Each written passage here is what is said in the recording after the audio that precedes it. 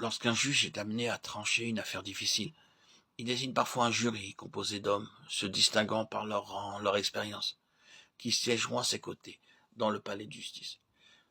Avant de prononcer son verdict, le juge invitera à faire connaître leur opinion. Est-il nécessaire de souligner que Dieu n'a besoin de personne pour châtier les anges et ses autres puissances? Il est parfaitement informé et nul mieux que lui ne saurait déterminer l'attribution de leur forfait. Nous, par contre, ne connaissons pratiquement rien. Nous-mêmes avons maintes fois désobéi et déplu à Dieu.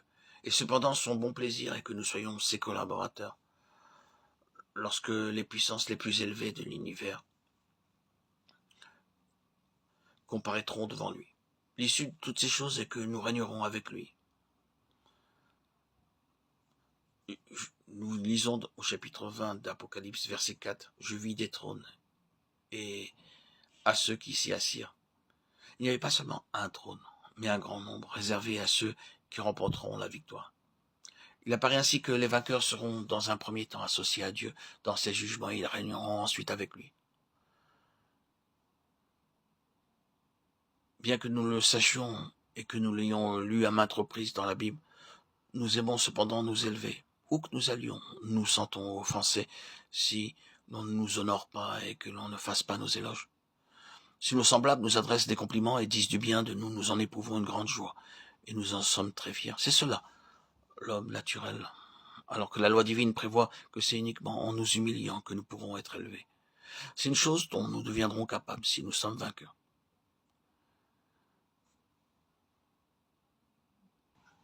Il faut bien savoir et comprendre qu'il faut rendre gloire à notre Seigneur en toutes choses.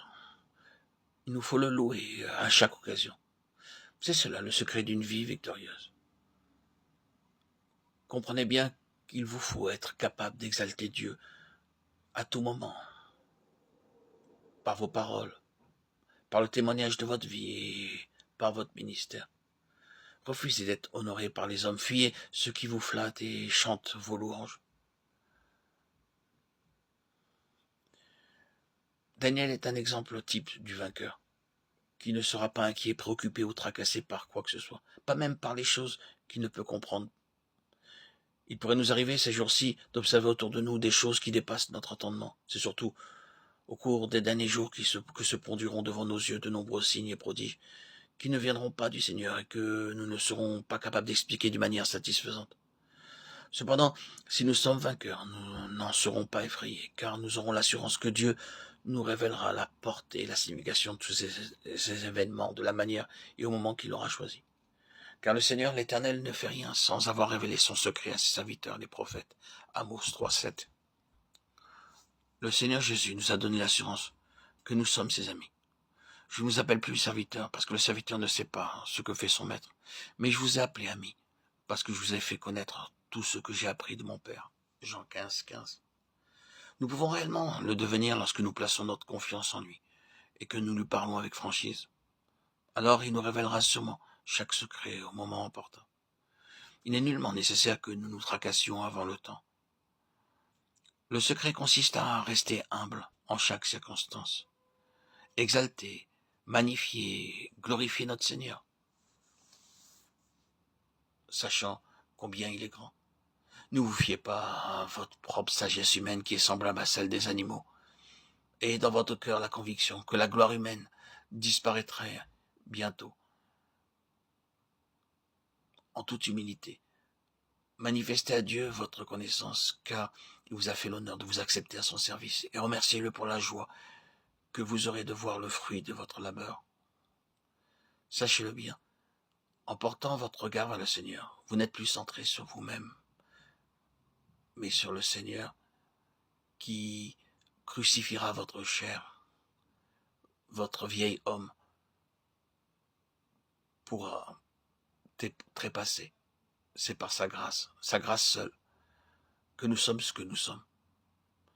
Comme il est écrit dans 1 Corinthiens 15:9-10. Car je suis le moindre des apôtres. Je ne suis pas digne d'être appelé apôtre parce que j'ai persécuté l'Église de Dieu. Par la grâce de Dieu, je suis ce que je suis, et sa grâce envers moi n'a pas été vaine. Loin de là, j'ai travaillé plus que tous, non pas moi, toutefois, mais la grâce de Dieu qui est avec moi. Le vieil homme peut enfin nous quitter, ou du moins s'affaiblir, si nous mettons toute notre confiance, toute notre joie, toute notre espérance entre les mains du Seigneur. Lui seul allège nos fardeaux, lui seul peut nous faire avancer. Sans lui, nous ne sommes rien. Une leçon encore avant de clore ce chapitre de Daniel. Nebuchadnezzar aurait dû être puni sévèrement à cause de son comportement orgueilleux, en dépit d'avertissements répétés. Cependant, le Seigneur fut très patient envers lui, car à une certaine époque, il s'était soumis, devenant dans sa main un instrument pour punir les Juifs. Dieu n'oublie jamais ce que nous faisons pour lui, et il ne manquera pas de récompenser amplement tout notre labeur. C'est seulement lorsqu'un homme néglige toutes les occasions que le Seigneur lui offre, refusant de s'humilier de façon réitérée, qu'il sera inévitablement rejeté. Puisse le Seigneur nous sauver de ces embûches et faire de nous de vrais vainqueurs. Il est nécessaire d'être prêt à affronter toutes les attaques du diable. Le livre de Daniel nous est d'un grand secours. Prenons conscience du danger dès à présent et soyons prêts à faire face.